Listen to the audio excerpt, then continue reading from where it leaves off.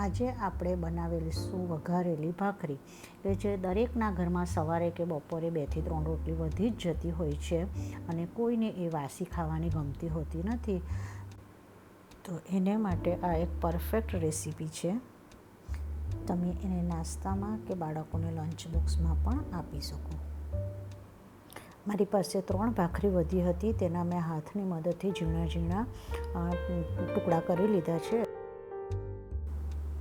હવે આપણે એક કઢાઈમાં થોડું તેલ ઉમેરી અને તેલ ગરમ થાય એટલે થોડા એમાં સિંગદાણા આપણે એડ કરી દઈશું અને એને ધીમે તાપે સાતળી લઈશું.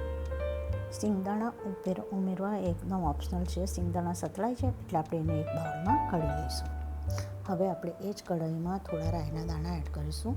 રાઈ તતળે એટલે એમાં આપણે જીરું ઉમેરીશું, થોડા કઢી પત્તા, થોડું સમારેલા લીલા મરચાં, વઘારના મરચાં અને ઝીણું સમારેલું લસણ.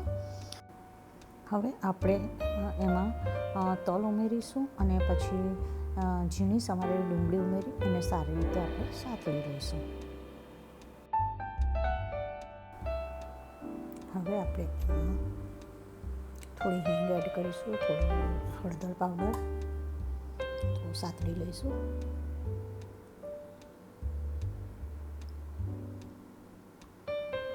હવે જે આપણે ભાખરીના ટુકડા કરીને રાખ્યા છે તે તેમાં એડ કરી દઈશું અને થોડી વાર એને સાતળીશું. પછી એમાં લાલ મરચાંનો પાવડર, થોડું મીઠું ટેસ્ટ પ્રમાણે, થોડી ખાંડ એડ કરીશું અને એને સાતળતા રહીશું. હવે એને થોડી વાર માટે સાતળી લઈશું. હવે થોડા લીલા સુધારેલા ધાણા એડ કરી અને એને આપણે સાતળતા રહીશું. એને આપણે 2 મિનિટ માટે સાતળીશું જેથી ભાખરી એકદમ ક્રિસ્પી થઈ જાય. હવે આપણે એને એક બાઉલમાં ટ્રાન્સફર કરી લઈશું અને એની ઉપરથી આપણે જે સિંગદાણા સાતળેલા જે સાઈડમાં મૂક્યા હતા તેને આપણે એમાં એડ કરી દઈશું. થોડા ઝીણી સમારેલા ધાણા એડ કરી દઈશું અને આપણી વઘારેલી ભાખરી એ સર્વ કરવા માટે રેડી છે.